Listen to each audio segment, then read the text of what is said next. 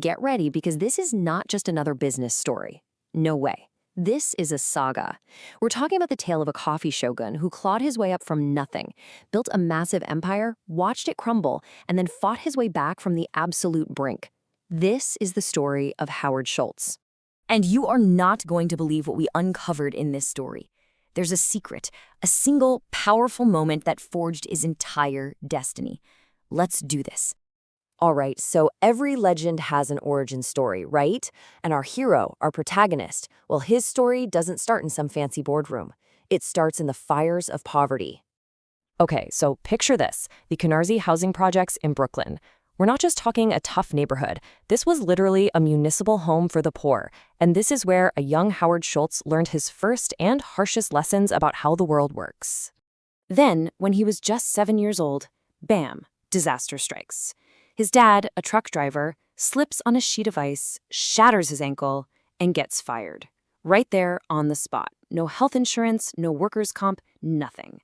Schultz had to watch his own father, a proud man, get broken by a system that saw him as completely disposable. And right there, in that moment of absolute crisis, something was forged inside that kid. A vow. A promise made in pain that he would build a totally different kind of company. One that would never, ever treat people the way his father was treated. A company built on dignity. Okay, fast forward. Schultz is now a successful salesman, but his true destiny, it's still hidden. But that is all about to change on one single trip that's going to rewrite his entire future. The scene changes to Milan, 1983. Schultz is there on a business trip, and he walks into an Italian espresso bar, and it's like he's struck by lightning. He doesn't just see people drinking coffee. He sees connection. He sees community. This daily ritual of people coming together. It was electric. He just stumbled upon a legendary concept, something America was totally missing, the third place. It's not home, that's your first place. It's not work, that's your second. It's that neutral ground, that hub where people can just gather and connect. This idea became his guiding star, his destiny.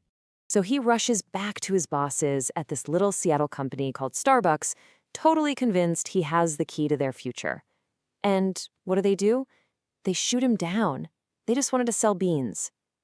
So, with his dream rejected, he did the only thing a future shogun could do. He walked away. But, you know, a true hero doesn't just give up. Oh no, this is where the real battle begins, a high-stakes fight for his dream against absolutely impossible odds.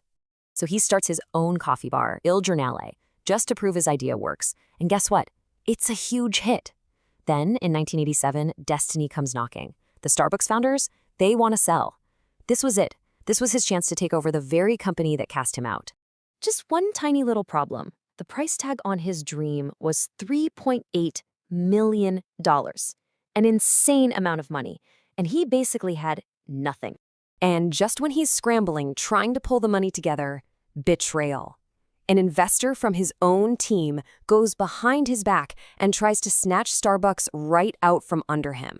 The dream was about to be stolen at the last second. But then an unlikely hero appears, a 6'7" giant of a man, Bill Gates Sr. Yep, that Bill Gates' dad. He marches Schultz into the rival's office and just lays down the law. He saves the entire dream in one single epic moment. The company was his. So Schultz builds his empire. It's a huge success. But after he steps down as CEO in 2000, he has to watch from the sidelines as his beautiful creation begins to rot from the inside out. This is the dark chapter of the saga. By 2008, Starbucks was just a shadow of what it was supposed to be. They grew too fast, they got obsessed with profit, and they totally diluted the brand. The magic, it was just gone. The company had lost its soul. I mean, just look at these numbers. They're brutal. The stock price was in a nosedive, sales were in free fall, and on top of all that, the 2008 financial crisis hits like a tsunami. The empire was crumbling. Schultz had no other choice. He had to return. And his first move when he gets back in the CEO chair, it was absolutely insane. On February 26, 2008, he shut down over 7,000 US stores, all at the same time, to retrain every single barista on one thing: how to pour the perfect shot of espresso. He was taking the company back to its very core. Now, this comeback was painful. He had to close almost 1,000 stores. He had to cut thousands of jobs to save the entire company. It was a brutal, gut-wrenching sacrifice, but it was necessary to restore the company's honor.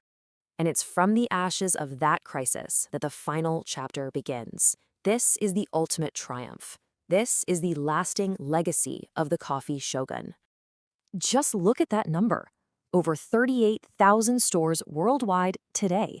It is a mind-blowing testament to the scale of his comeback. He didn't just save the company, he made it more powerful than it had ever been before. So how did he do it? With a powerful code of conduct, the Schultz doctrine. See, for him, it was never just about profit. It was about performance through the lens of humanity. He said every decision had to serve 2 empty chairs in the room, one for the partners and one for the customers. He even created programs to give employees free college tuition.